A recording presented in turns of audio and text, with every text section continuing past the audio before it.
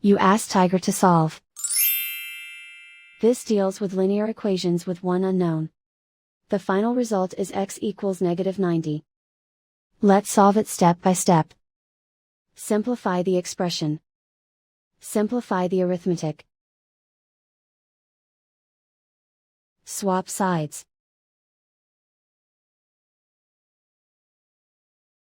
Group all constants on the right side of the equation.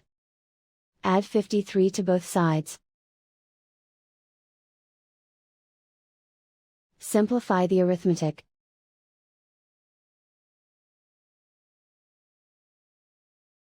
Isolate the x. Divide both sides by -0.6. Cancel out the negatives. Simplify the arithmetic. Move the negative sign from the denominator to the numerator. Simplify the arithmetic. And so the final result is x equals -90.